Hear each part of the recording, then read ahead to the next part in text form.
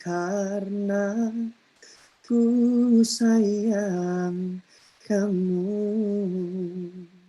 Itu dia. Wah, Jadi dengan energi aduh, sayang kita bisa jadi lebih iya iya. aware, misalnya tetangga kita apakah sehat, tetangga kita apakah udah makan apa belum gitu. Dengan energi sayang, dengan energi cinta kasih, apalagi kesalingan gitu, itu bisa luar biasa, akan memberikan manfaat yang luar biasa gitu. Nah, salah satunya pakaian Aji adalah musik untuk menebarkan itu gitu.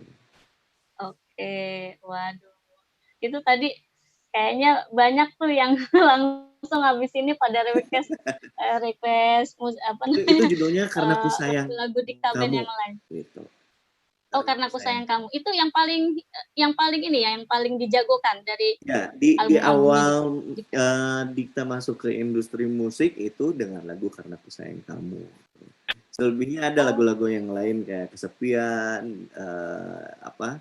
Yang paling baru adalah soundtrack film sinetronnya SCTV, Samudra Cinta, Tersiksa Rindu. Gitu. Jadi untuk yang kangen-kangen boleh dilihat Tersiksa Rindu. oke, satu lagi nih Kang Haji, berhubung ini ada request dari apa penanya, katanya sih pecinta Dikta Ya. gitu. Kayaknya kalau saya nggak sampein bisa-bisa saya diteror ini. Tolong sedikit aja lirik dinyanyikan Oh. Kesepian. Salam dari Oh pecinta iya, Dikta. salam lagi. Siapa nih? Oke. Kesepian tuh lagunya seperti ini. Tolonglah aku dari kehampaan ini. Selamatkan cintaku dari hancurnya hatiku. Hempaskan kesendirian yang tak pernah berakhir. Bebaskan aku dari keadaan ini. Sempurnakan hidupku dari rapuhnya jiwaku. Adakah seseorang yang melepaskanku dari kesedihan ini? Oke. Meleleh semuanya yang Jangan dengar. jadi ngantuk ya. Ini harus semangat, harus semangat, harus semangat. Semangat ya. Jadi beda-beda tipis antara mellow, semangat Iya. kalau dengar lagu-lagunya Dikta. Oke. Iya, dalam setelah mendengar itu kayaknya saya juga jadi bertanya-tanya, ini kayaknya pecinta Dikta benar-benar dimanjakan ya dengan selain lagu-lagunya yang romantis, kemudian juga circle dari pencinta Dikta juga kalau dengar dari cerita Kang Aji tadi cukup aware, membangun kesadaran gitu ya antar salah satu dengan yang lainnya gitu. Ada nggak kegiatan khusus dengan Nah, pecinta Dikta, kalau Kang pecinta Aji? dikta karena tersebar di seluruh Indonesia, jadi akhirnya kita komunikasi secara sosial media aja, Oh, saling say hi. Bahkan mungkin ada salah satu pecinta dikta di Makassar itu sampai menamakan anaknya itu Dikta gitu. Jadi ya saling oh menanyakan ya? kabar. Iya, saling menanyakan kabar gimana COVID dan sebagainya. Lalu kalau kalau aktivitas di Bandung sih tidak hanya dengan pecinta dikta, kita dengan teman-teman yang satu lingkungan, satu komunitas kita sering ada kegiatan berbagi. Kebetulan di Bandung ada berbagi nasi, kita sering jalan dengan teman-teman berbagi nasi atau kegiatan-kegiatan lain seperti berbagi pengobatan dan sebagainya. Pokoknya semua hal tentang berbagi aja itu sih. Hmm, hmm, hmm. Selama pas pandemi kemarin dari pecinta Dikta itu kalau apa namanya diceritakan Aji tadi kan di Mhm. awal-awal sempat memberikan ini ya kayak uh, apa Hmm. pengajian gitu kan, terus juga berbagi informasi, berbagi Hmm. pengalaman, berbagi Hmm. pandangan gitu dengan baju yang beda-beda Hmm. tadi gitu seperti awal cerita. Nah itu sempat nggak sih ada yang mengutarakan kesedihannya, terus mengutarakan rasa frustasi yang kalau misalnya dalam konteks mental health ini mereka terjebak dalam situasi yang secara mental juga sangat Iya, ngedrop iya. gitu. Ada beberapa yang pasti putus asa, terus drop secara mentally gitu, yang terbiasa bekerja seperti biasa sekarang bahkan kehilangan pekerjaan gitu. Nah dari situ ya kita coba apa ya istilahnya, sharing lah. Kita coba encourage bahwa ketika kita dilahirkan ke dunia itu kita terpilih dari 5 juta sperm yang kamu tuh yang paling hebat dari yang lainnya. Makanya akhirnya terlahirkan ke bumi. Nah, ketika itu Gusti Allah udah ngasih banyak potensi sebetulnya. Nah, sekarang gimana caranya kita point of view-nya adalah syukur, mungkin nggak mudah, tapi point of view-nya adalah uh, coba kita lihatnya point of view-nya jangan selalu melihatnya ke atas. Kita coba melihat ke bawah. Lalu kita coba syukuri apa yang kita miliki dengan potensi punya organ yang sempurna, punya tangan yang sempurna, punya jari yang sempurna, mata, telinga, dan sebagainya. Kenali diri sendiri untuk media-media yang bisa suatu saat mungkin ada lagu yang tepat dan akhirnya bisa dinyanyikan dan akhirnya bisa jadi viral gitu. Nah, atau mungkin hal yang lain misalnya sekarang kan banyak yang tadinya bekerja jadi berbisnis. Nah, banyak malah ketika berbisnis terutama kuliner malah rame gitu, malah suka apalagi dengan konsep yang memberikan yang terbaik. Nah, ini hal-hal yang paling mungkin Aji sering ingetin sama teman-teman atau sharing, bukan ingetin, sharing lah ya, bahwa do your best, lakukanlah yang terbaik apapun pekerjaan kamu. Jadi ketika kamu berusaha bekerja keras terus menerus untuk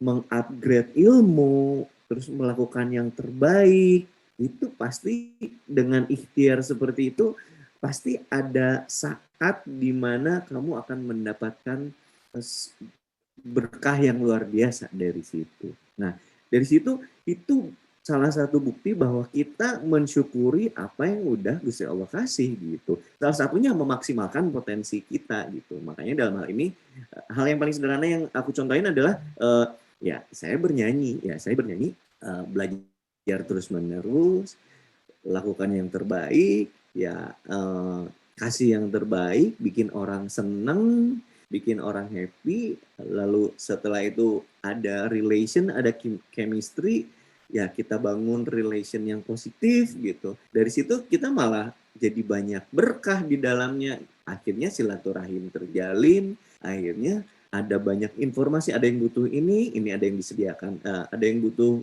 lainnya, jadi kita saling support akhirnya kayak gitu. Jadi kita membangun ekosistem yang positif. Membangun ekosistem yang positif gitu. Yeah. Nah, berkaitan dengan itu, yang bikin saya tertarik adalah ketika juga dengan membaca CV-nya Kang Aji itu tadi sore. Ini kan sudah lama ya perjalanan Dikta ya. Betul. 20 tahun kalau nggak salah ya. Nah, itu kalau membangun ekosistem yang positif di lingkaran Dikta Band sendiri bagaimana, Kang? Itu bisa eksis sampai sekarang kan karena memang ya mafhum biasanya kalau dalam band itu kita dengar tiba-tiba satu persatu mundur sampai akhirnya hilang semua dan berganti nama. Nah, itu untuk menjaga ekosistem yang seperti itu bagaimana? Ini kan juga sangat erat kaitannya untuk membangun mental health yang bagus gitu di kalangan di lingkaran Dikta gitu. Yang paling Aji selalu ingat adalah harmoni. Harmoni itu berbeda-beda, tapi saling memberikan manfaat, saling memberikan apa ya, manfaat, saling memberikan sesuatu yang sifatnya positif. Jadi ketika ada apa-apa ya dikomunikasikan, dan solusinya adalah kita mencari yang terbaik.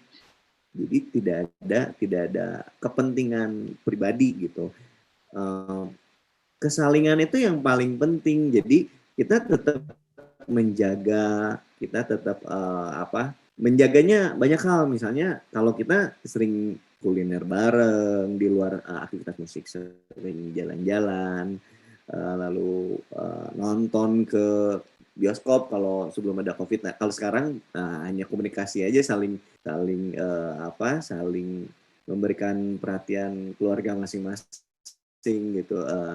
Gimana kabarnya dan sebagainya gitu. Tetap komunikasi lah dengan baik, dan alhamdulillahnya karena kita masih produktif, kita sekarang juga kan masih ngumpul di satu studio untuk bikin single yang kedua gitu di album yang ke-8 ini. Jadi alhamdulillah kita bangun harmoni yang positif. Ketika ada apa-apa dikomunikasikan, ketika ada apa-apa energinya adalah mencari solusi yang terbaik buat kita semuanya gitu. Itu sih sesederhana itu harmoni gitu. Jadi ada kalanya misalnya gitaris ngomong sesuatu, kita ya dengarkan. Ada kalanya yang lain ngomong ya kita dengarkan, ada kalanya Aji yang ngomong ya yang lain mendengarkan gitu. Terus cari solusi yang terbaik tanpa merugikan satu sama lain. Itu sih sederhana itu.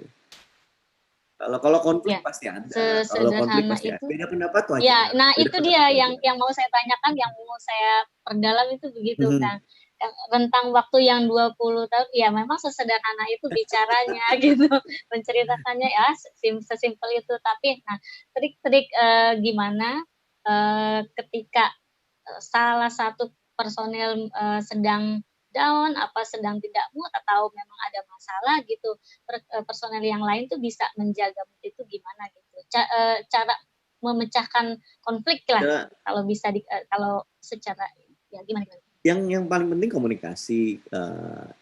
Ketika ada perbedaan pendapat, komunikasi, lalu cari apa yang baik untuk bersama gitu. Jadi kita emang energinya tidak apa ya, tidak egois gitu, karena ya ini dibangun sekarang berempat, kalau sebelumnya kan berlima. Ini dibangun berempat, jadi harus ada kesalingan di antara keempat ini gitu, harus Mubadalah banget ya dijaga. berarti ya Iya, ya itu triknya. dia, harmoni itu kita sangat-sangat pegang gitu. Nah, harmoni itu ada ya lewat komunikasi gitu, lewat mindset yang positif, point of view yang positif, terus energinya adalah mencari solusi di setiap masalah. Itu sih yang paling penting, mencari solusi di setiap masalah. Karena kadang ada orang yang nggak sadar kalau dia malah troublemaker gitu.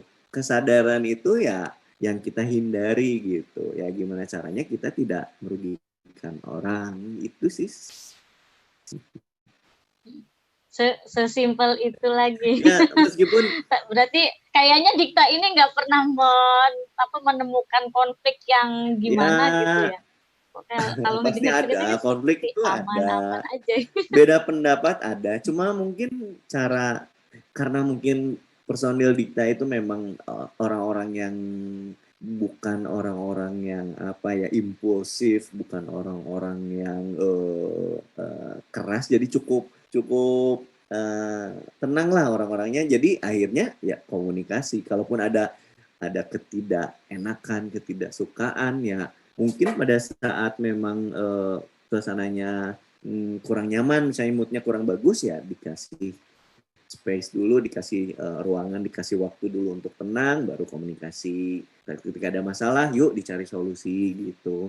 Ya dalam kehidupan ini pasti pasti ada lah perbedaan pendapat, konflik itu pasti ada. Cuma ya itu tadi, kita cari jalan tengahnya, kita cari solusinya yang sama-sama tidak merugikan, ataupun yang paling sederhana lah, kita cari manfaatnya dibanding mudorotnya, itu aja. Tapi untuk mencapai menemukan manfaat, menemukan jalan tengah, menemukan solusi itu sepertinya memang harus butuh Ya, jeda ya, jeda prosesnya 20 jeda tahun itu. sejenak supaya kita ya kita untuk itu kita juga akan jeda sejenak mendengarkan lagu atau video yang akan diputarkan oleh host. Silahkan host.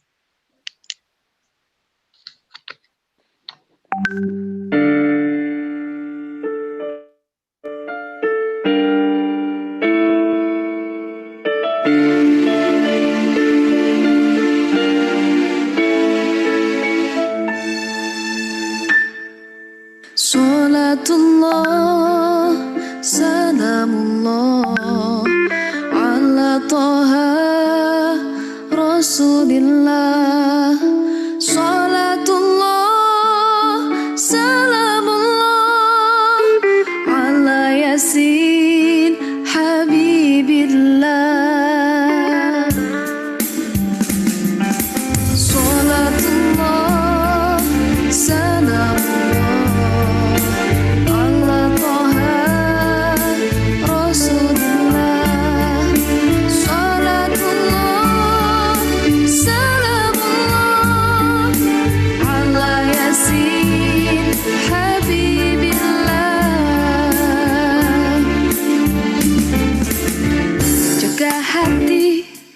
jaga relasi, jangan kau norai, jangan khianati.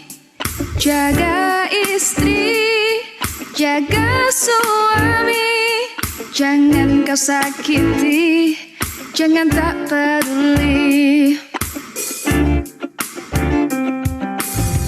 Bila hati sudah bersih, penuh cinta, buang benci, saling sayang, saling setia, lalu saling melayani. Jaga keluarga, jaga tetangga, jangan bikin susah atau sengsara. Jaga bangsa, jaga semesta, jalin kasih, pupuk cinta. Salatullah, salamullah ala Taha Rasulillah.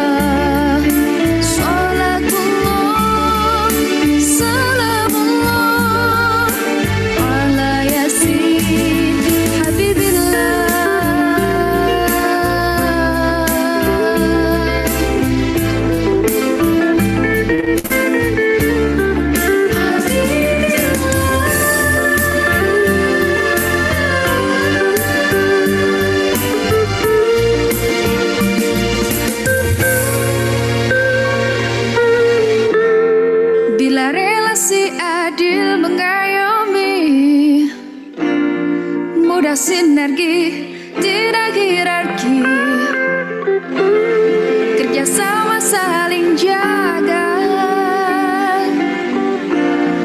tua menyayangi, muda menghormati.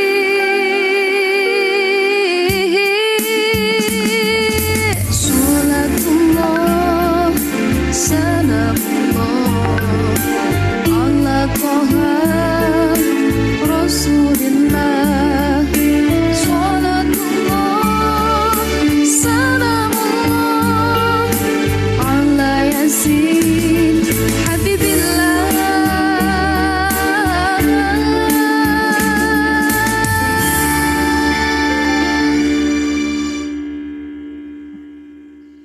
Tiap kali ngedengar kasih mubadalah juga ikut-ikutan hanyut. Kayaknya next bisa ya dibikin apa namanya di cover ya, di cover sama Aji, Kang Aji nih, kayaknya asik nih kalau kasih di cover.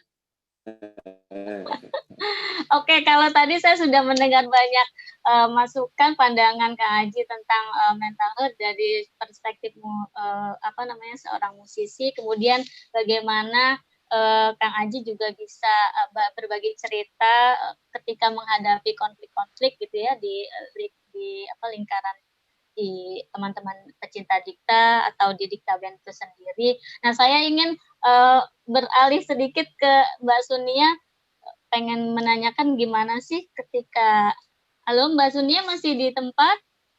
Masih tetap setia. Oke, alhamdulillah. Oke, tadi ya saya belum banyak menggali pertanyaan yang selanjutnya nih. Tadi baru seputar cerita gimana apa namanya tari sufi itu kemudian sudah banyak menyebar, kemudian diajarkan juga gitu kan oleh Mbak di sekitar sana gitu. Nah, dalam konteks membangun atau menjaga kesehatan mental gitu, karena kita kalau bicara kesehatan mental ini, kalau orang apa ya, orang kebanyakan kalau kita tidak aware, menganggap bahwa kesehatan mental itu sama dengan orang gila gitu, gila. Padahal kan ketika kita wajar, bagi saya wajar ya ketika kita merasa berada pada satu kondisi yang drop, kemudian pengen marah, pengen kecewa.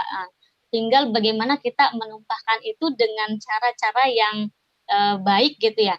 Nah, kalau untuk di apa tari darvis, tari sema, apa namanya sebutannya Mbak Nyai? Tari sufi. Tari sufi. Nah, itu kan bisa, tadi sempat disebutkan bisa menjadi satu media untuk menenangkan pikiran ya. Kan ujung-ujungnya taqarrub ilallah gitu. Nah, dalam beberapa kasus yang Mbak temui, apakah pernah ada gitu santri atau masyarakat atau jamaah Mbak yang mengalami mentalnya sempat down, sempat tidak percaya diri, atau memang hilang ingatan, atau memang bagaimana gitu. Nah, itu terapinya dengan memakai medium itu tari sufi? Ya, kalau yang dari santri-santri kami, karena masih remaja dan anak-anak, itu kasusnya tidak seberat itu. Tetapi ketika kita sharing dengan teman-teman yang lain, itu ya ada yang sudah pakai narkoba sampai taraf ya sedemikian rupa, setelah belajar tari sufi bisa berhenti pelan-pelan seperti itu. Kemudian yang perlu kita tekankan di sini bahwa tari sufi itu sarana dzikir, jadi malah kalau menurut saya itu justru yang menjadi pembelajaran yang luar biasa adalah bukan sekedar waktu belajar atau nari sufi, tetapi setelah itu apa yang bisa kita lakukan, kan seperti itu. Ketika diri kita sudah damai, ketika kita bisa melakukan gerakan-gerakan itu dengan berbagai macam berbagai macam gerakan yang mengandung filosofi, ini kan kita bisa menerapkan itu di dalam kehidupan sehari-hari. Nah, kalau bahasa kerennya itu mungkin menjadi selesai dengan dirinya sendiri, itu yang terpenting. Nah, ketika kita sudah selesai dengan diri kita sendiri, maka kemudian kita akan bisa membantu orang lain. Nah, itu yang lebih penting, point of view-nya seperti itu.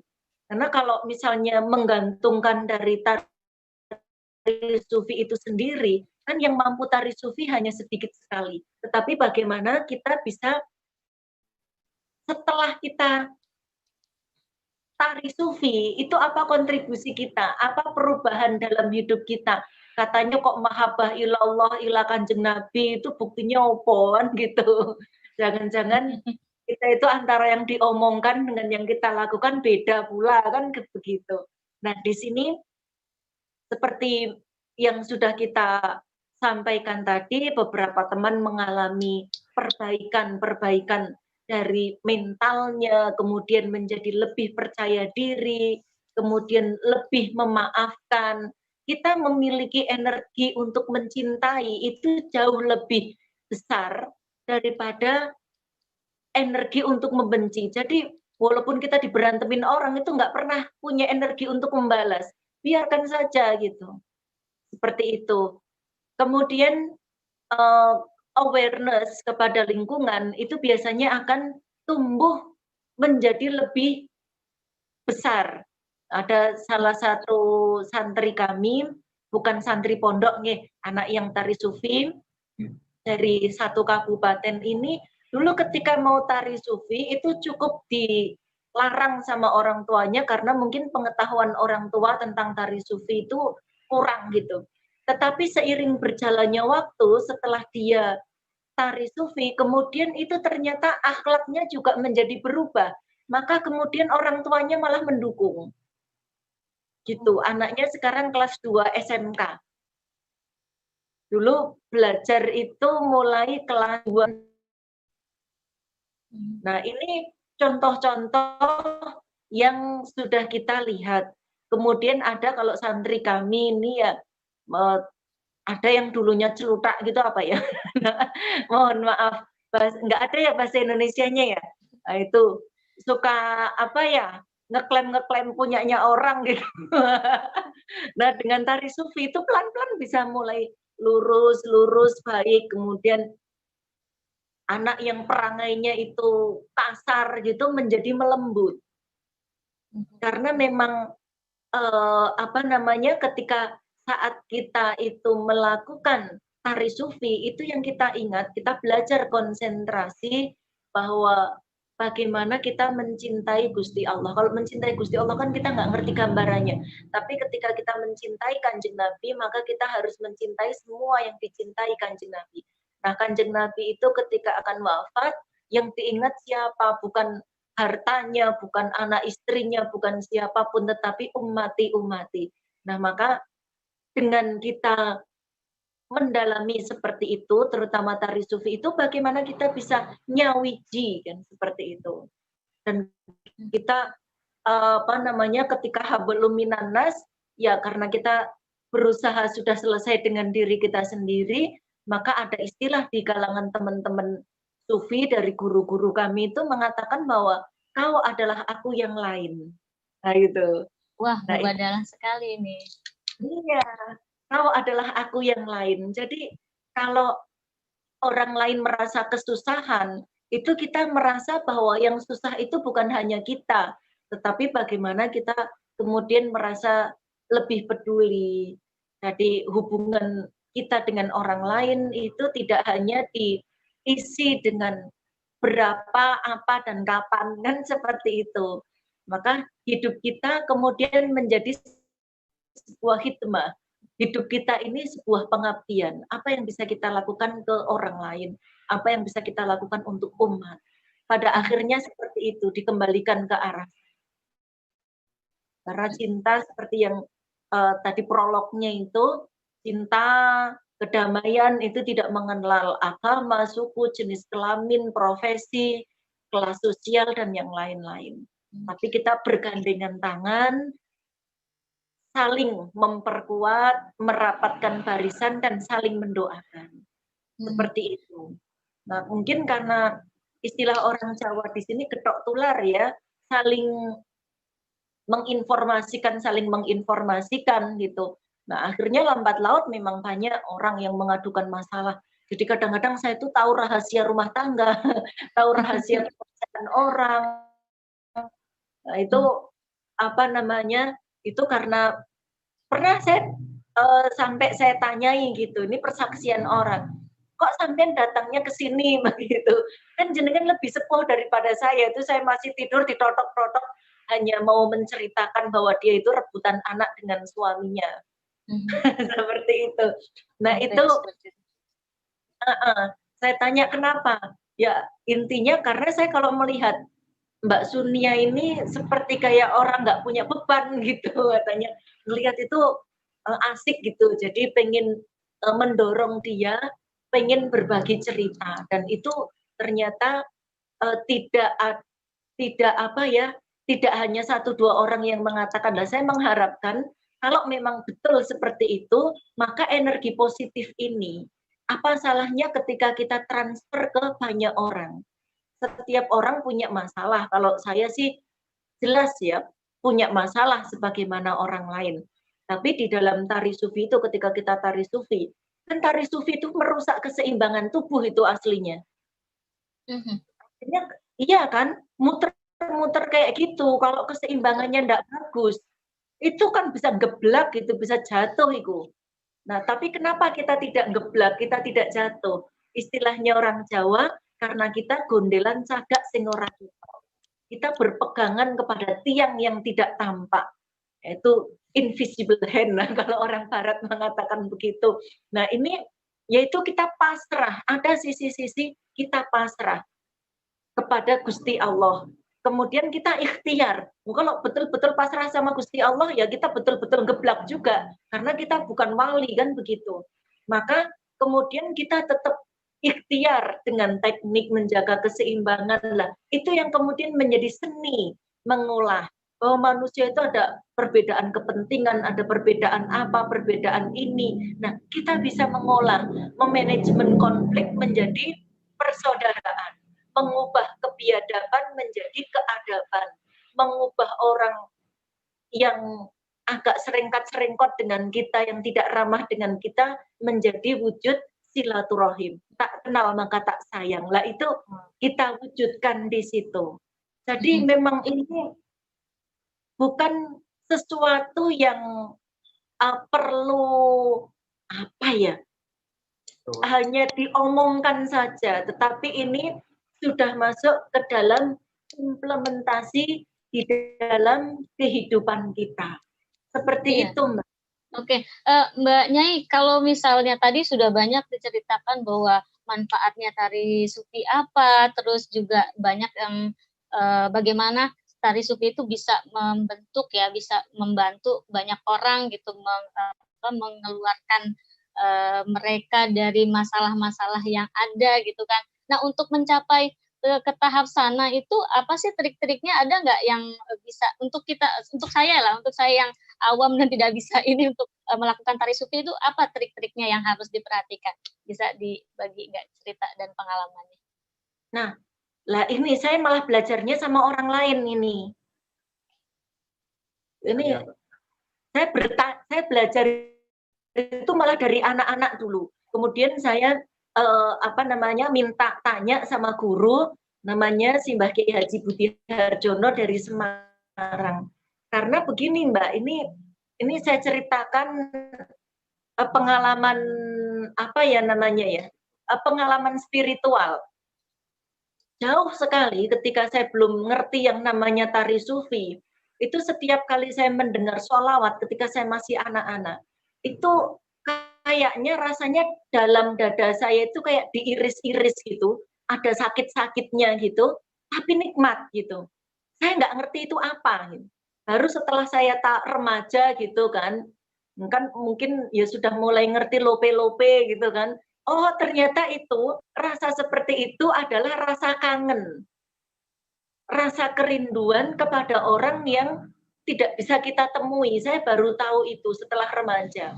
Nah, tapi saya kemudian hanya bisa menjelaskan itu kepada para ulama, guru-guru saya itu, dan beliau hanya menjelaskan, oh berarti kamu mencintai Kanjeng Nabi, sudah bagus, ngoten dipertahankan, hanya itu saja.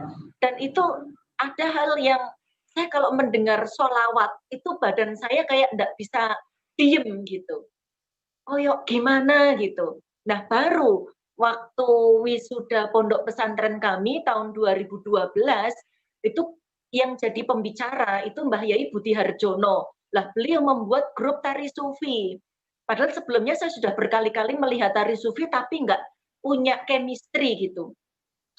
Begitu melihat santri-santrinya beliau itu tari sufi, saya merasa loh ini gue banget gitu. Begitu saya pulang ke rumah, langsung saya praktekkan dan saya langsung bisa.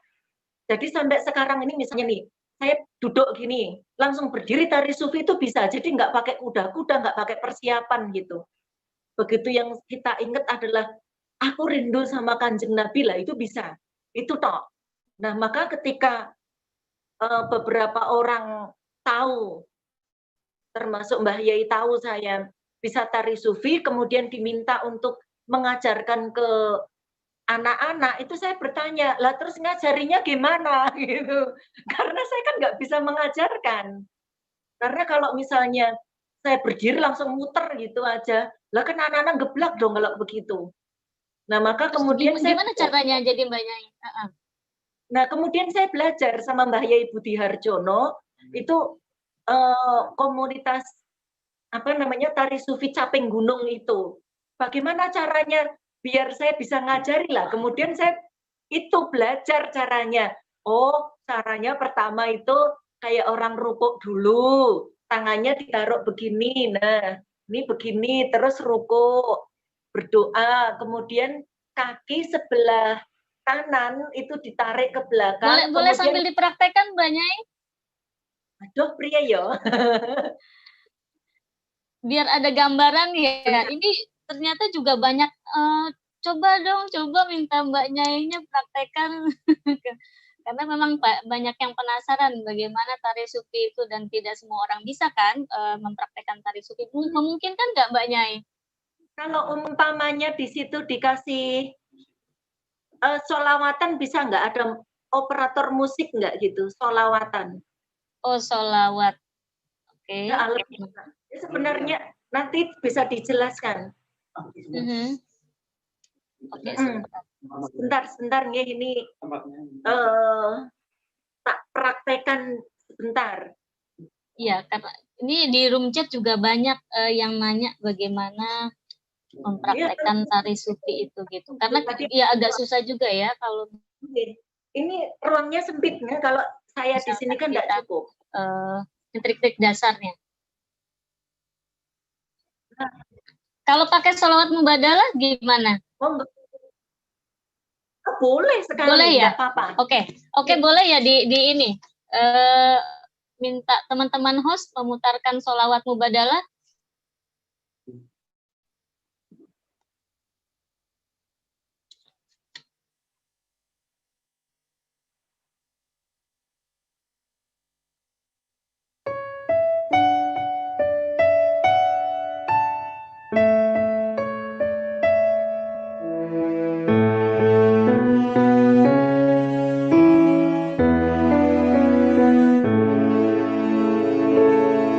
صلي وسلم دائما على أحمد والآل والأصحاب من قد وحدا هو خلقهما من نفس واحدة فبث منهما رجالا ونساء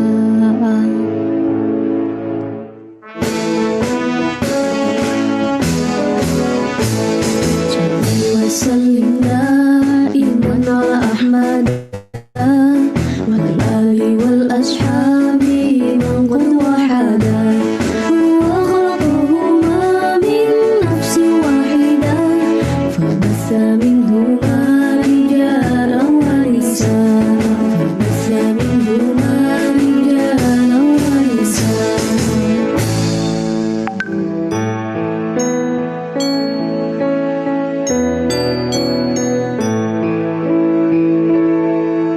إنه لن نعيش حياة طيبة إلا بجودنا رجالا ونساء إنه لن نشهد حياة عادلة إلا بعدلنا رجالا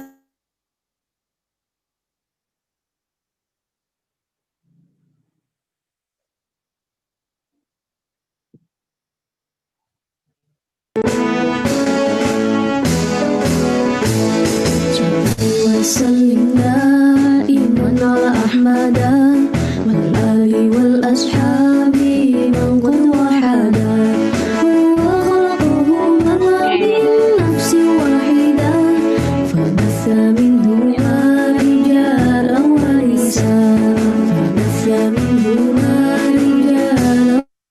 Terima kasih. Iya. Ini Nggak siap-siap mendadak. ya nggak apa-apa, memang ini ditodong gitu. Dan memang kayaknya menarik banget itu kalau misalnya kita ada kesempatan ya Mbak Nyai ketemu secara offline dan bisa melihat tarian itu. Ini kendalanya benar-benar teknis. Jadi itu dari gerakan-gerakan itu mengalir begitu aja. Nah, teknik untuk menjaga keseimbangan tubuhnya bagaimana tuh? Nah, itu nanti ada pelan-pelan, nggih. Nah, itu nggak bisa saya ceritakan. Nanti saya takutnya begitu diceritakan terus dipraktekkan geblak orangnya. Karena ada beberapa laporan dulu saya ember gitu ya. Siapa yang pengen? Karena semakin banyak yang bisa menurut saya semakin bagus gitu. Begitu kita ceritakan dengan teori kemudian dipraktekkan sendiri, ada yang geblak, ada yang muntah-muntah, ada yang pusing gitu. Lalu kita muter-muter kayak tadi ya enggak pusing sama sekali gitu. Karena memang kalau tadi gerakan yang paling sederhana atau apa namanya? Gerakan tarinya? Kalau kami tidak menyebut itu sederhana atau enggak. Tadi malah justru ada yang gerakan yang agak jarang gitu. Ditarikan sama penari yang lain, yaitu begini, yang begini tadi itu. Nah, ini termasuk gerakan yang paling merusak keseimbangan tubuh. Kalau nggak percaya dipraktikkan sendiri ya. Jadi yang bisa santri saya dari Semarang itu yang bisa, alhamdulillah. Tapi yang lainnya teman-teman yang belajar itu banyak yang belum bisa dan pengen bisa gitu, cuma susah. Nah itu ada filosofinya itu. Karena saya yang apa itu filosofinya banyak? Filosofinya apa dari sini? Masalah itu datangnya dari Gusti Allah. Maka kembalikan saja ke Gusti Allah. Kalau yang penting kita ikhtiar melakukan yang terbaik. Jadi kalau punya masalah, jangan pernah datang kepada Gusti Allah sambil mengadu, ya Allah, saya punya masalah yang besar gitu kan. Tetapi kalau kita punya masalah, kita tantang masalahnya, kita katakan, wahai masalah, aku punya Gusti Allah yang maha besar. Selebihnya kita tinggal tidur. Gitu. Oh gitu. Okay. Jadi kalau ada kalau ada masalah tinggal tidur ya. gitu. Kembalikan saja ke Gusti Allah. Kita cukup melakukan apa yang bisa kita lakukan saja sebagai manusia supaya kita tidak stres itu tadi. Kadang-kadang kan kita bukan makom kita, bukan bidang kita, itu diurusi, dibahas, akhirnya kan stres-stres sendiri kan. Tapi kalau kita bisa proporsional, mana yang itu masalah kita, mana yang bukan gitu. Kadang-kadang orang, umpamanya ketika ada orang gitu kan, dijadikan bahan pembicaraan, dicaci maki, dibully, itu bisa jadi, kalau yang saya pahami, itu hanya pelampiasan saja. Apalagi di medsos kan, itu hanya pelampiasan saja karena mungkin di kantornya dia dapat kerjaan numpuk atau habis dimarahin sama bos kan begitu. Terus melihat berita kita di frame sedang tidak bagus, kemudian dia mencaci maki kita. Ya sudah, anggap saja kita bagian dari problem solvingnya dia gitu. Jadi enjoy saja, tinggal tidur saja. Ketika ada masalah-masalah apa dalam hidup itu tadi misalnya kita di framing tidak bagus, kita digibah, apalagi kalau pas difitnah seperti itu jangan terlalu baper, nggak usah gitu. Saya belajar dari guru saya, seorang Habib niku. Guru saya itu dulu, saya nggak tahu kalau itu Habib loh ya. Tahunya Habib itu untuk beliau itu dibacakan nasabnya. Lalu itu orangnya Masya Allah, luar biasa sekali akhlaknya. Kalau dibilang Pak Yai, karena kita tahunya Kiai, Pak Yai, jenengan itu tadi dirasani orang, tadi digibah orang begini-begini. Apa jawab beliau? Alhamdulillah, alhamdulillah, enggak apa-apa, saya ridhoi. Kalau pas beliau punya gorengan begitu kan, punya roti apa buah-buah gitu, nanti siapa gitu diutus disuruh ngasih ke orangnya itu. Lah murid-muridnya tanya, kok sakit begitu sih jenengan gitu. Lah iya, saya itu justru malu dengan si fulan itu. Lah kok begitu? Lah ya, dia ngirimin saya pahala sholat, pahala zakat, pahala sedekah. Masa saya cuma bisa ngirimin roti sama tempe goreng begitu, kata beliau. Nah itu saya implementasikan dalam hidup saya. Kalau kita digibah, dicaci maki, difitnah gitu. Kalau gibah kan memang benar begitu kan, cuma itu buruk sehingga kadang membuat kita jengah, membuat kita malu. Nah, mindset kita itu kita ubah. Alhamdulillah tinggal tidur saja gitu. Kalau saya pas lagi damai seperti sekarang begini kan, saya kalau malam kan tanya apa sih yang sudah saya lakukan tadi kan begitu. Tapi kalau pas orang kita dapat kabar kita digibah, difitnah macam-macam, itu kan kita tidurnya jadi nyenyak kan. Wong saya tidur aja ada pahala puasa datang, ada pahala sedekah datang, pahala anak berbakti. Oke, Mbak Nyai, daripada ditinggal tidur, kayaknya kita harus jeda dulu deh sebelum tidur ya. Kita ini sudah ada bisikan dari Mas host, katanya mau menampilkan video yang penting juga diputarkan. Oke, silahkan.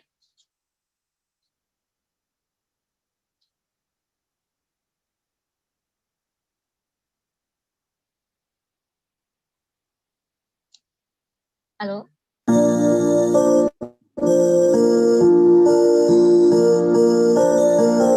Mubadalah adalah media Islam dan gender yang membahas isu-isu kesalingan antara individu atau kelompok. Terinspirasi dari prinsip Islam yang rahmatan lil alamin, Mubadalah hadir untuk meneguhkan dan mempopulerkan nilai-nilai keadilan dan kesalingan, baik di keluarga maupun bermasyarakat, dengan menyajikan narasi-narasi yang ramah dan damai. Tema-tema keadilan dan kesalingan diharapkan dapat mencakup seluruh isu-isu seputar eksistensi dalam ranah pribadi, isu relasi dalam keluarga, sosial kemasyarakatan, isu perang negara, hukum, serta instrumen-instrumen global sejauh mana berkontribusi terhadap keberlanjutan yang berkeadilan. Karena menggunakan perspektif Islam, maka tema-tema yang dihadirkan media ini lebih banyak digunakan untuk menerapkan keislaman, yaitu bagaimana berinteraksi dengan sumber-sumber otoritatif dalam mewujudkan prinsip dan nilai kesalingan, terutama dengan Al-Quran dan hadis. Di samping dengan sumber-sumber pengetahuan yang lain yang sudah mengakar dalam tradisi Islam seperti ilmu tafsir, fikih, tasawuf, dan yang lainnya. Media ini diinisiasi oleh Faqihuddin Abdul Qadir yang saat ini sebagai founder Mubadalah Media. Kemudian, keredaksian kini digawangi oleh Zahra Amin sebagai pemimpin redaksi. Ada Fatihah Yuliana sebagai staf media sosial, juga Abdullah sebagai videografer, Nurul Bahrul Ulum dan Tia Istiana sebagai konten kreator, Mimin Mukminah dan Mumu Mustafa sebagai manajerial dan sebagai staf IT. Saat ini Mubadalah Media secara kelembagaan berada di bawah naungan Yayasan Fahmina. Mubadalah Media juga terbuka untuk berkolaborasi dengan lembaga-lembaga lain yang memiliki kesamaan visi. Beberapa kegiatan yang pernah diadakan oleh Mubadalah Media diantaranya Majelis Mubadalah yang tersebar di beberapa daerah di seluruh Indonesia dan luar negeri, Festival Mubadalah, Women Writers Conference, pelatihan kepenulisan yang bekerja sama dengan lembaga lain seperti Fahmina Institute, Aman Indonesia, dan pimpinan wilayah Fatayat Nahdlatul Ulama, Kementerian Agama, dan Sisters in Islam Malaysia, serta Halal Bihalal Mubadalah. Mubadalah Media secara resmi mengalami perubahan dari mubadalahnews.com menjadi Mubadalah ID pada tanggal 1 Agustus tahun 2020. Dengan perubahan nama tersebut praktis mengubah semua nama akun di semua platform media sosial Mubadalah. konten-konten di Mubadalah Media diproduksi dalam beberapa bentuk, yakni tulisan, infografis, dan video.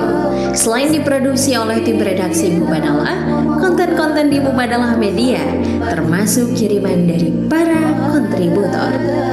Semua konten Mubadalah Media bisa Anda kunjungi di website mubadalah.id, juga bisa diikuti di berbagai platform media sosial seperti Facebook mubadalah.id, Instagram @mubadalah.id, Twitter @mubadalah_id, dan YouTube channel Mubadalah.id. Oleh karena itu, bersama Mubadalah.id, inspirasi keadilan relasi. Oke, bersama Mubadalah.id, inspirasi keadilan.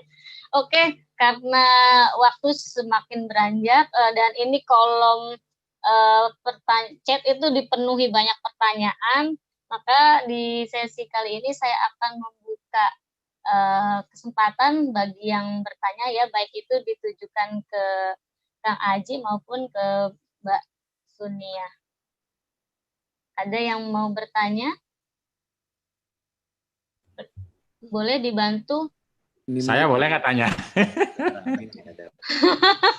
Wah. Silakan Kang. Oh ya. Waduh, ini memang banyak yang mau nanya memang ini. Ya kalau boleh, soalnya nggak ada kesempatan lagi kita mau Kang Aji sama Mbak Sunia ini. Oke. Saya sebenarnya mewakili yang di chat juga karena sama saya kira ya. Yang pertama untuk Kang Aji. Sebenarnya saya secara dalam baru dengar nih ternyata musik banyak sekali manfaatnya ya untuk mental health terutama ya. Tetapi ada enggak genre khusus musik yang kuat untuk itu? Katanya karena kan begini juga, beberapa musisi itu misalnya anggaplah mengambil drug itu apakah karena musik atau karena tekanan pekerjaan? Maksudnya apakah karena ada jenis musik tertentu yang membawa dia kena ke drug atau bukan genrenya gitu. Jadi pertanyaan genre apa yang lebih banyak membuat orang kuat mentalnya, itu ke Kang Aji. Yeah. Kalau ke Mbak Sunia katanya begini, tadi kan banyak bicara kekuatan spiritualitas ya sehingga bisa kohesif, bisa tenang. Itu ketika menari itu di hatinya zikir apa gitu? Apakah kosong aja atau Allah seperti Naksabandi atau ada bacaan tertentu atau ya kosong aja seperti yoga, pokoknya kosongkan diri. Itu apa sih sampai ada yang kuat harus in the blood tapi dia enggak, dia di hatinya keyakinan apa dan ucapan apa yang disampaikan ketika tarian sufi. Gitu, makasih. Bang, ada adik nggak? Oke, masih ada lagi yang tanya? Atau kalau enggak bisa dijawab langsung ya sambil menunggu. Oke, matur suwun Mas Yai. Ya, pertanyaannya ada genre khusus nggak ketika Albania, Bosnia, mental health-nya gitu ya? Betulnya secara yang Aji ketahui tidak ada jurnal khusus yang penelitian bahwa ada genre khusus yang yang membentuk mental jadi bagus gitu. Cuma yang pasti yang paling berpengaruh kepada otak, yang menjadi otak itu berkembang dengan baik ya klasik sementara ini gitu, karena seperti kita ketahui di klasik itu dinamis banget, ada yang mengalun, ada yang staccato, ada yang tegas dan sebagainya, jadi lengkap di klasik gitu. Nah jadi ketika genre apa yang khusus yang bisa membangun mental health yang baik ya otomatis klasik itu sendiri sebagai roots musik ya. Tapi dikembalikan lagi disesuaikan dengan kesukaan, passion gitu. Nah, ketika kesukaannya musik apa, ya ketika itu membangun mental health yang positif, mengeluarkan hormon-hormon yang menyenangkan, hormon endorfin, serotonin, dopamin di otak, otomatis itu akan membangun mental health yang baik. Selain lingkungan. Nah, ini berhubungan dengan tadi pertanyaan apakah ada hal yang bisa atau musik yang bisa men-trigger bahwa seseorang itu menjadi memilih drugs untuk istilahnya memenuhi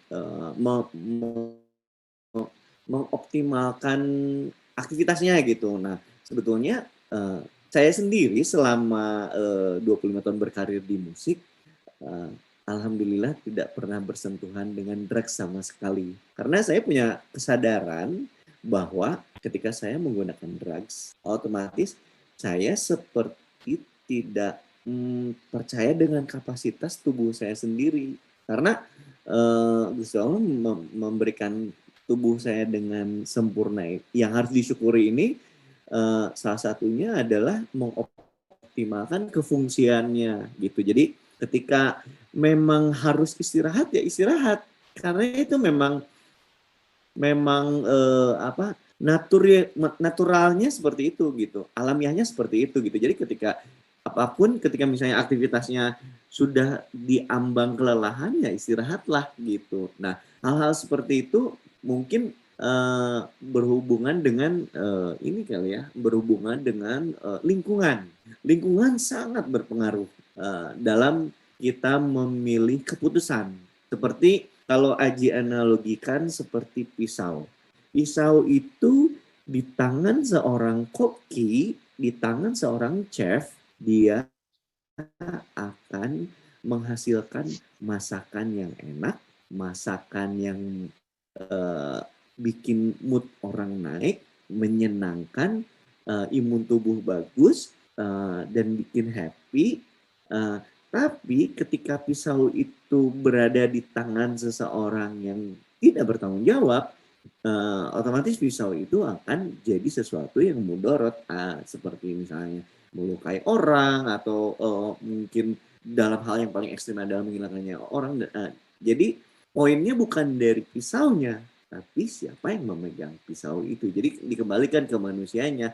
Manusianya ketika punya lingkungan yang baik, swarm intelligence yang baik, artinya lingkungan yang baik, saling mengingatkan sesuatu yang positif, tapi di wilayah publik ya, bukan di wilayah pribadi. Kadang ada perbedaan tipis antara usil dan peduli. Itu tipis banget. Jadi hal yang paling sederhana adalah kita kembalikan ke dalam, kita syukuri, kita optimalkan, kita wujudkan kesyukuran kita dengan memberikan manfaat ke orang lain, sesederhana itu. Jadi ketika musik yang paling ideal adalah klasik karena dinamis, tapi kembali lagi ke passion kita, kesenangan kita. Lalu mengenai drive kita, dia tergantung ke orang point of view-nya gitu. Kalau misalnya merasa memang saya nggak perlu drag sama sekali, saya perlunya orang yang saya cintai, yang saya bisa peluk, ada teman-teman, sahabat yang saling mendukung, saling nge-support, saling bantu, saling ngingetin hal yang meng-encourage gitu, sesuatu yang positif, itu lebih dari narkoba buat Aji gitu. Ya kayak sekarang ketemu sama Tete Akang, Mas Faki, Mas Yai ya, aku seneng banget gitu. Ini bagian dari narkoba saya gitu, biar tetap semangat gitu. Ya itu kurang lebih seperti Jadi itu. Sari itu narkoba, Sari kamu. Oke. Tapi jangan berlebihan, Aduh. kembali lagi jangan berlebihan. Awas nanti jangan-jangan ini dipotong nih, diedit itu. sama orang. Kalau enggak harus di Nanti gitu ada yang ya, harus mengquote, ada ditandain mengquote ya. ini. Oh, ini metafor loh. Iya. Oke, tadi pertanyaan Kang Faki belum bisa dialihkan ke Mbak Sunia ya, Mbak Sunia tadi bisa langsung menjawab tadi pertanyaan Kang Fakih. Oke, terima kasih. Terima kasih, Yai Fakih. Kalau yang saya ucapkan apa, kalau saya loh ya, tidak semua penari sufi sama. Tetapi kalau yang saya ucapkan itu hanya satu kalimat. Ya Allah, ya Allah, ya Allah. Itu aja. Terus selama itu. Nah, kemudian ini harus konsentrasi. Konsentrasi bukan berarti mengosongkan pikiran yang merupakan puncak ibadah kita secara fisik ritual, itu saja tidak boleh mengosongkan pikiran, apalagi cuma tari sufi. Tari sufi itu hanya sarana. Jadi tidak untuk menggantikan sholat, tidak untuk menggantikan membaca Al-Quran, kan seperti itu. Dia hanya cara berzikir. Maka karena tari sufi itu bukan ibadah mahdhoh dan juga bukan ibadah ghairu mahdhoh gitu. Dia hanyalah cara, kan begitu. Cara kita zikir kepada Allah, maka nggak ada istilah rukun tari sufi, syarat sah tari sufi, ya, nggak ada. Syarat wajib tari sufi, nggak ada. Makanya anak-anak mau tari sufi ya silahkan, orang tua ya silahkan, laki-laki boleh, perempuan boleh, orang stres itu loh boleh. Ya kan orang gila aja kalau mau tari sufi silahkan gitu. Karena itu cara kita berzikir kepada Gusti Allah. Jadi jangan mengosongkan pikiran, tapi konsentrasi, kan seperti itu. Itu jawaban dari saya yang kedua. Kemudian yang ketiga, itu adapun musik yang diperdengarkan dalam tari sufi, yang namanya musik adalah sebagai pendorong. Tari sufi itu banyak ditarikan juga, diperagakan di dalam kegiatan-kegiatan thorikoh tertentu. Dan thorikoh itu termasuk yang tidak menganut musik. Fungsinya, musik hanyalah sebagai pendorong. Ngoten niku. Jadi musik apa saja boleh. Tadi kalau misalnya nggak ada musik-musik yang lainnya, misalnya dikasih musiknya Doraemon gitu, nggak apa-apa. Misalnya kasih musik Doraemon apa musiknya Shinchan, nggak apa-apa. Cuma secara adab itu kurang pas, karena kita sedang berzikir. Nah seperti itu. Itu perbedaannya. Nah karena kita zikir, maka musik itu yang terbaik tentunya adalah sholawat. Jadi untuk memperkuat. Jadi fungsi musik itu untuk mendorong, dan karena tari sufi itu kemudian menjadi pertunjukan, menjadi seni yang islami, dilihat banyak orang, maka di samping visual, maka para pemirsanya juga diberi suguhan auditori, pendengaran audio. Supaya apa? Supaya semuanya keisi menjadi sebuah jalinan yang indah. Tapi buat kami yang penari sufi, itu musik itu tidak terlalu banyak manfaatnya. Seperti itu. Ngoten nggih, jadi hanya pendorong. Yang menjadi itu zikirannya. Kemudian masalah drag ini cukup menarik. Nanti bisa ada, karena belum ada penelitian yang lebih mendalam, nggih. Nanti bisa diteliti. Ini saya ngehnya, ini baru ketika tahun 2016, waktu itu ada koordinasi jaringan Gus Durian senasional bulan Maret di Pondok Pesantren Pandanaran, Yogyakarta. Nah itu waktu saya tari sufi ngiringi sholawat dari pondok pesantren itu, setelah selesai itu beberapa temen, waktu itu kan ada isu tuh di pondok pesantren itu kenapa orang bisa zikirnya semalam itu karena pakai drug katanya gitu kan, karena dia pakai narkoba waktu itu ada kan. Nah setelah melihat saya tari sufi itu, wah jangan-jangan ada cara-cara seperti ini gitu, karena kayaknya asik banget gitu loh. Nah itu coba ada nggak hubungannya atau bagaimana, itu kalau ada yang bisa meneliti bagus. Tapi kalau tidak bisa punya kapasitas seperti saya yang tidak punya kapasitas untuk meneliti itu, tentu kami tidak boleh gegabah untuk memberikan kesimpulan. Seperti itu. Terima kasih, Mbak. Iya, ini lanjut, ada pertanyaan, saya membacakan pertanyaan saja ya dari beberapa baik yang dari YouTube maupun di room chat-nya. Begini Bu Nyai, tapi sebelum saya membacakan pertanyaan, saya ingatkan lagi pada para Zoomer, pada para peserta di Zoom yang di YouTube, walaupun mau bertanya silahkan, dan juga jangan lupa untuk mengisi absensi ya, karena nanti ini jadi satu syarat bagi teman-teman yang akan mendapatkan giveaway. Nanti dari panitia akan memberikan giveaway bagi yang beruntung dan juga akan mendapatkan pelatihan menjadi dai-daiyah dari mubadalah.id. Tapi syaratnya itu jadi harus mengisi absensi dan juga harus aktif mengikuti seluruh rangkaian acara baik dari seri 1 sampai yang 12. Tapi untuk malam ini akan ada giveaway juga. Oke, selanjutnya saya akan membacakan pertanyaan yang sudah masuk. Ini ditujukan kepada Mbak Nyai Sunia. Ini ada yang begini, Mbak Nyai, tari sufi ini sudah ada beberapa orang yang sudah belajar. Nah, saya mau bertanya, ini pertanyaan dari Mbak Andi Intan, Sulawesi Barat. Kapan sih kali menemukan tari sufi ini? Mungkin Mbak Nyai bisa memberikan sedikit penjelasannya tentang tari sufi ini. Mohon maaf, bisa diulang pertanyaannya tadi serendet. Oh, gitu. Kapan tari sufi ini muncul dan berkembang, dan siapa yang pertama kali menemukan tari sufi ini? Kalau bisa ceritakan sedikit saja tentang sejarah tari sufi ini. Pertanyaannya dari Andi Intan, Sulawesi Barat.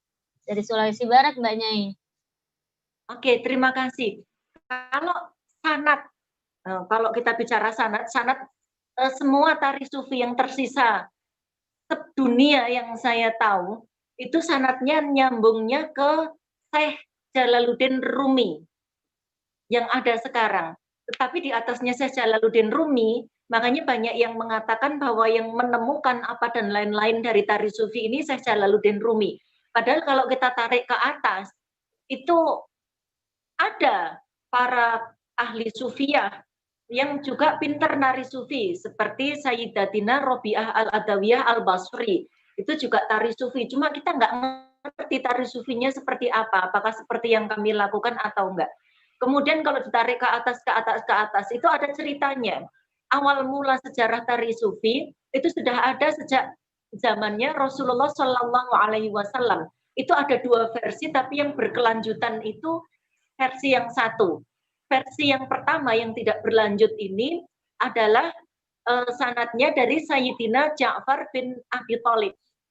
Ketika beliau mendengar bahwa Rasulullah Shallallahu Alaihi Wasallam bersabda, kalau bahasa kita begini, ada loh 5 orang yang mirip-mirip dengan, ada 5 orang yang mirip-mirip gitu.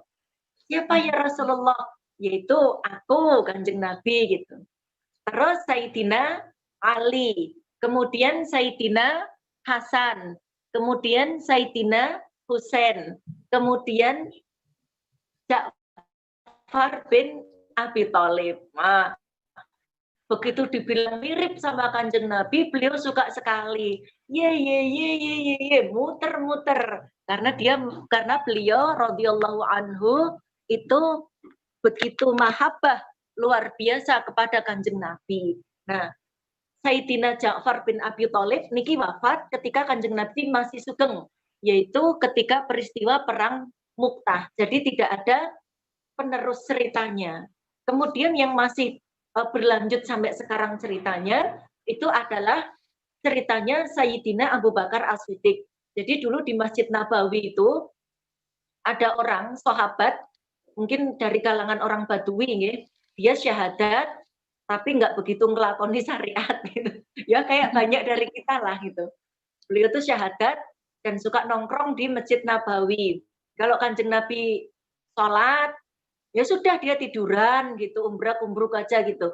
Tapi kalau pas Kanjeng Nabi rawuh ke masjid, beliau duluan yang menyambut sebelum sahabat yang lain.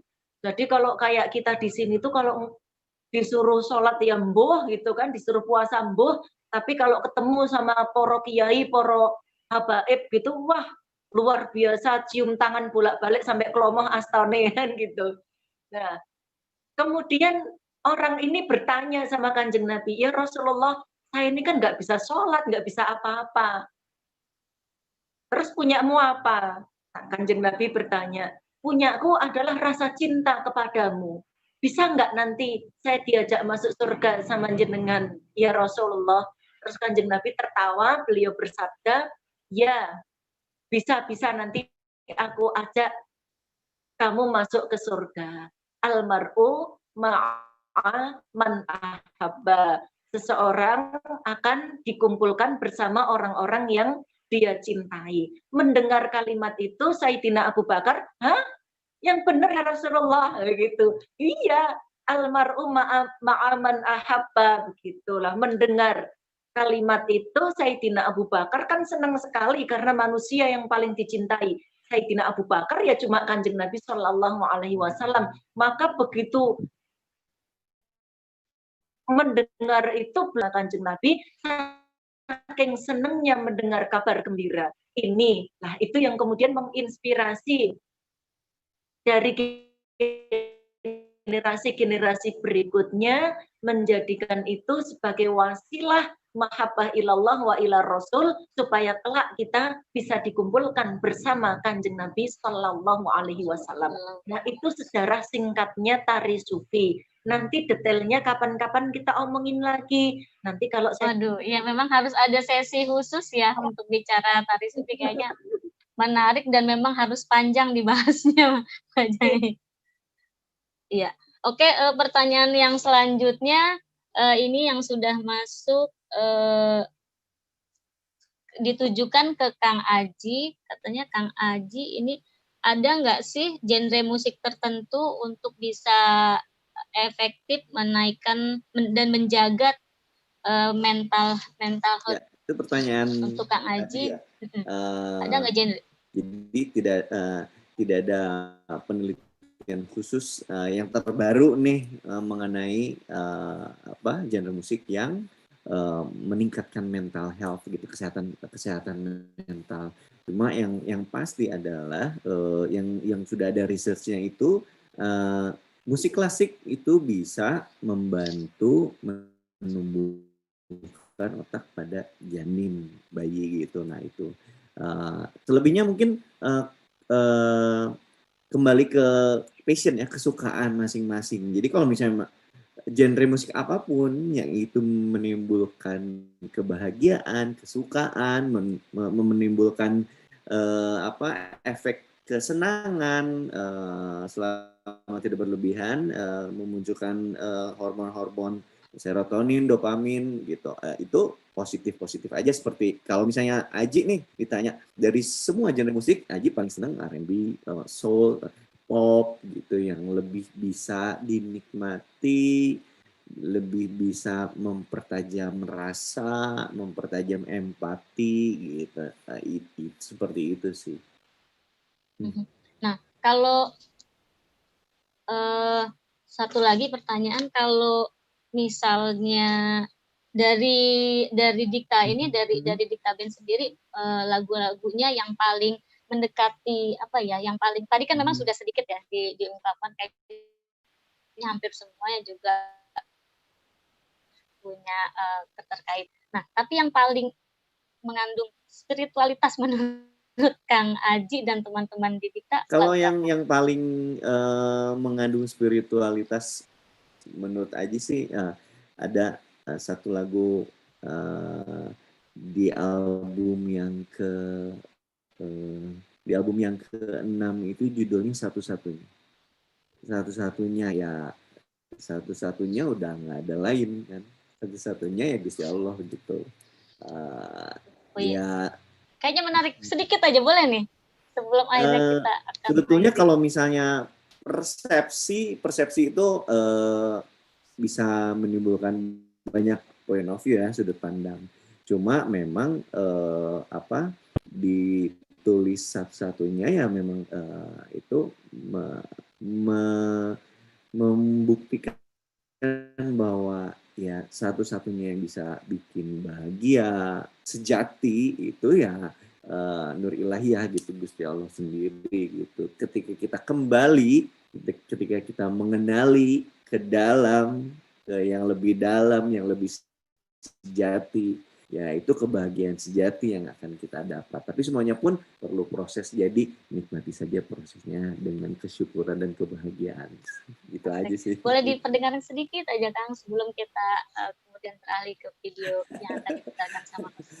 Liriknya kurang lebih, kamulah satu-satunya, lalu kamulah satu-satunya.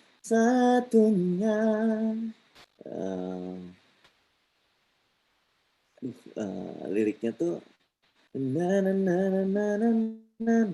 pokoknya dia menceritakan tentang satu-satunya yang bisa membuat kebahagiaan itu gitu.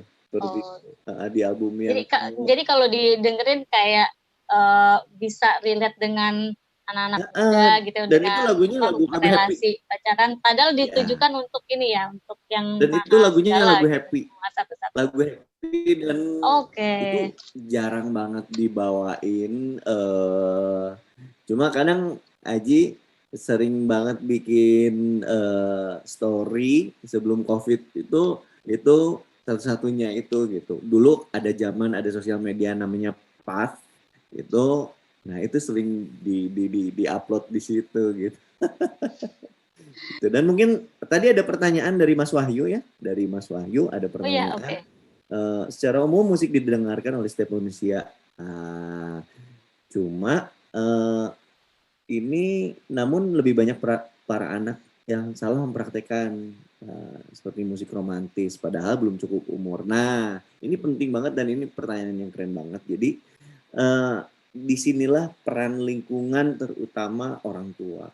Karena orang tua kita ketahui adalah perpustakaan yang paling pertama, informasi pertama yang anak dapatkan gitu. Jadi dalam hal ini ketika anak dikenalkan ke dunia musik, ya dikenalkan ke dunia musik sesuai dengan umurnya gitu. Kenalkan dengan lagu-lagu Disney atau misalnya dulu waktu kita anak-anak dikenalkan sama lagu-lagu Ibu Kasur, Ibu Sud, terus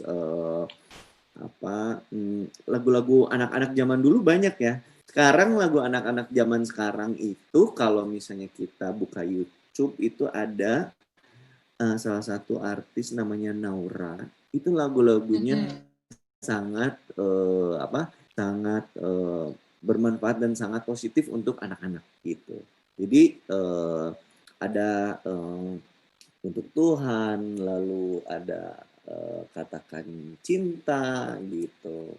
Yang isinya pesannya bagus-bagus banget untuk anak-anak. Jadi di sini peran orang tua sangat penting dalam mengenalkan musik positif ke anak-anak gitu sesuai dengan genrenya gitu. Itu sih peran lingkungan terutama orang tua. Jadi ya, terima kasih Kang Aji jawabannya. Kayaknya juga ini nggak harusnya kalau mau dibikin panjang-panjang gitu, tapi kita dibatasi oleh waktu gitu. Tapi dari pemaparan Kang Aji juga Mbak Nyai dapat saya simpulkan bahwa di sini memang benar ya bahwa musik itu benar bisa kita jadikan medium yang cukup efektif untuk menjaga kesehatan mental kita. Oke, terima kasih atas kesempatannya yang sudah memberikan banyak memberikan banyak insight bagi musik, bagi kesehatan mental, dan saya ucapkan terima kasih dan akhir kata wassalamualaikum warahmatullahi wabarakatuh. Kembali saya serahkan ke host, silahkan Mbak Zahra.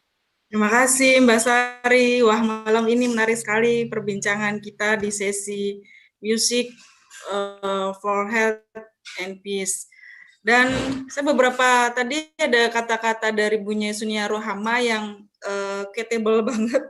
Merubah kebencian menjadi persaudaraan, merubah kebiadaban menjadi keadaban. Itu keren sekali. Sesuai dengan tema kita malam ini, musik untuk kesehatan dan perdamaian. Kemudian dari Mas Aji juga tadi terkait dengan musik, genre dari Dikta sendiri adalah musik pop romantis. Ternyata ada orang yang sedang down itu punya energi positif juga biar bisa jadi melahirkan sesuatu yang luar biasa yang bisa melahirkan karya, puisi, prosa, itu kan lahir dari perenungan yang dalam sekali dan akhirnya feel-nya dapat karena memang itu melalui proses keheningan, proses kesedihan, proses kehampaan dan di Ibu Sunia kan lewat tari di musik itu ada perenungan yang dalam. Jadi ada bisa saling mengisi sebenarnya antara musik dan tarian tadi karena tarian juga kan membutuhkan musik apapun genrenya, yang penting adalah jiwa kita, feel kita agar dapat biar lebih sehat. Mungkin malam ini karena terbatas dengan waktu, oh iya untuk pengumuman giveaway kepada Andi Intan dari Sulawesi Barat, boleh dibuka videonya. Silakan nanti menghubungi panitia untuk meninggalkan jejak alamat. Halo Mbak Andi Intan, masih standby? Tadi yang bertanya tentang sanad dari tari sufi atau sejarahnya tari sufi, karena saya pribadi juga baru tahu tidak hanya berhenti di Jalaluddin Rumi, ternyata sampai pada masa Nabi sendiri. Halo Mbak Andi Intan, ya, halo. Masih halo, bisa dibuka videonya atau kalau tidak bisa kami berharap menghubungi panitia, kami ada hadiah untuk Ibu dan berharap bisa ikut sampai 12 sesi. Termasuk Ibu Dewi Mulyani yang dari Jakarta selalu standby. Halo Bu Dewi Mulyani, dari sesi 1 selalu aktif juga. Tapi gambarnya nggak kebuka nih. Oh ya, apa-apa Ibu, yang penting selalu aktif. Good evening, di sesi everybody. How are you today? Nice to meet you all. It is very interesting for me talk about Sufis dancing, and there is Sanad over here. So I think I knew it now. Okay, yeah. Well, I don't know exactly about Sufi dancing. I think it is very interesting. Okay, thank you Ibu, thank you so much. Yeah, next time maybe. Saksikan pertemuan berikutnya. Ya, pertemuan berikutnya di sesi 5 di Jumat minggu depan jam 10. Jangan lupa ada tema tentang membincang peran edukasi program-program TV di masa pandemi bersama Mbak Listia Suprobo.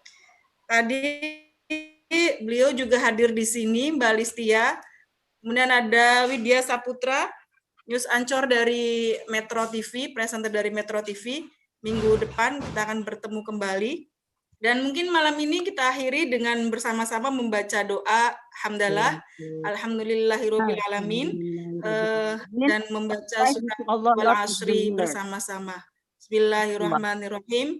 Wal asri innal insana lafi khusrin illa lalladzina amanu wa amilus solihati wa tawassaw bil haqq wa tawassaw bis sabr. Terima kasih kepada semua yang telah hadir pada kesempatan malam hari ini. Sampai bertemu pada Muharram for Peace sesi ke-5 bersama kami Mubadalah TV, inspirasi keadilan relasi. Wallahul muwaffiq ila thoriq. Wassalamualaikum warahmatullahi wabarakatuh. Waalaikumsalam. Jangan lupa untuk follow IG Indonesia Kupi, @Indonesia _Kupi dan fanpage Kupi ya teman-teman. Platform media sosial Kupi, Kongres Perempuan Indonesia. Matur suwun. Terima kasih semuanya. Terima kasih banyak. Terima kasih Mas Terima kasih Kang Aji.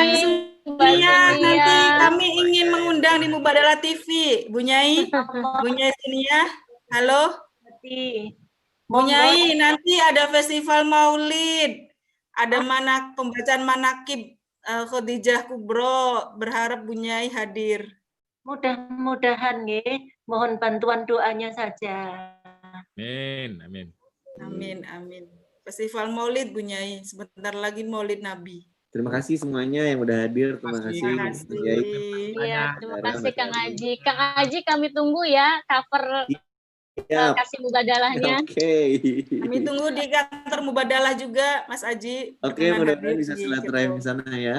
Nanti kita Amin, jadwalkan. Terima kasih semuanya. Salam sehat, salam bahagia. Salam bahagia membahagiakan. Ya, izin. Ya, terima kasih banyak. Terima Terima kasih banyak Kang Aji. Kapan-kapan bisa ya wawancara lebih lanjut lagi. Kayaknya masih Udah foto belum? Oh iya, belum foto. Oh iya, belum foto. Oke. Sama Sur.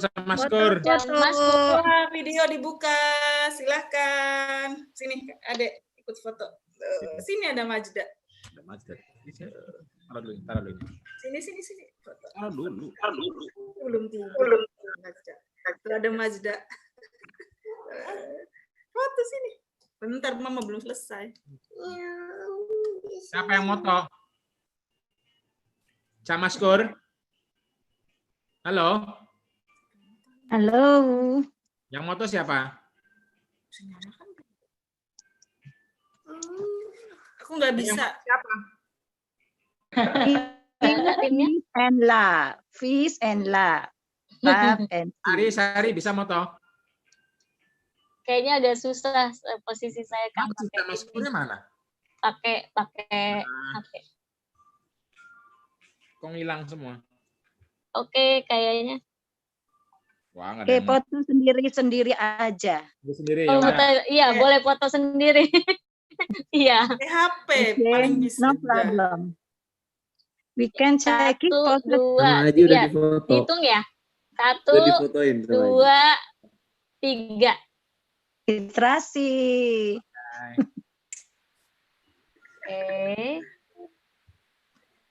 Terima kasih semuanya. Assalamualaikum. Terima kasih Kang Haji, Mbak Nyai, dan semuanya. Terima kasih. Keren semua. Oke.